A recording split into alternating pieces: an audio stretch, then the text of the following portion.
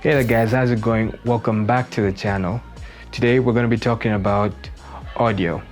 Now, audio is arguably the most important part of your video creation. If you have, for example, a 4K crispy video with terrible audio, people are going to tune out after a couple of seconds just because they can't bear it. Whereas if you have a pixelated blurry video but with crisp audio, people are going to watch maybe till the end. It's the reason why it's okay for you to wait for your video to buffer. Maybe it starts out at 144p, 240, 360, and you still watch before it gets to HD because the audio is good enough.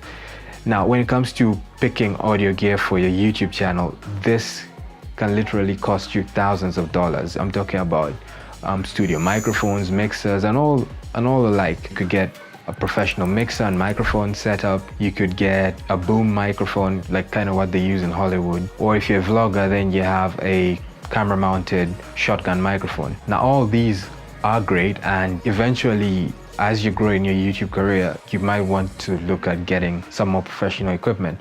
But if you're just starting out and you're tight on money, then you don't need to spend even $20. You just need this lapel microphone, which costs around $10. It's a generic one, so I don't have the exact link for it anywhere, but I'll link a few in the description below. Pretty much they're the same.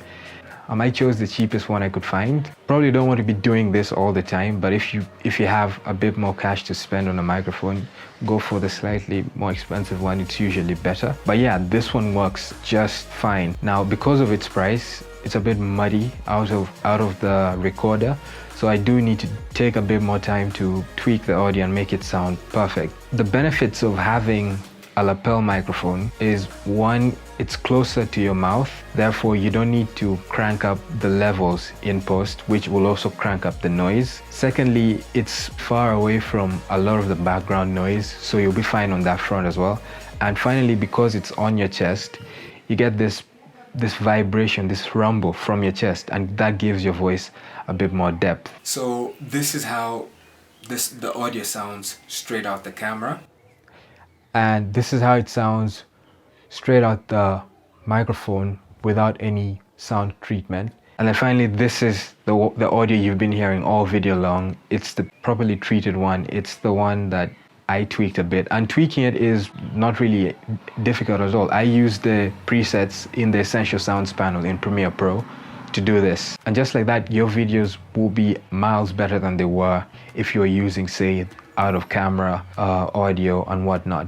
Now, I use my phone to record, but you can as well plug it into your camera directly if it has an audio input jack. The reason I don't is, first of all, it's a 4-pin microphone, and yet the camera takes a 3-pin, so I'd need a splitter, and I don't have that. And then the other reason is, with my phone being the recorder, I'm separated from the microphone, from the camera, so I'm free to do pretty much whatever I want. Maybe I'm unboxing some products or walking farther away from the camera. My audio will still be crisp, and yet I'm not tethered to the camera. Now, if your phone doesn't have a headphone jack, you're going to need an adapter for it to work.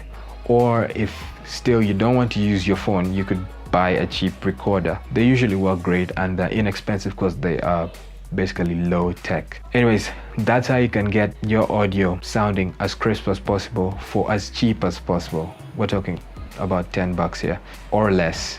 So that's been it, guys. Thank you very much for watching. If you enjoyed this video, if you found it helpful at all, please consider subscribing and turning on the notification bell. Also, don't forget to hit like. That helps me a lot, and I will see you in the next one.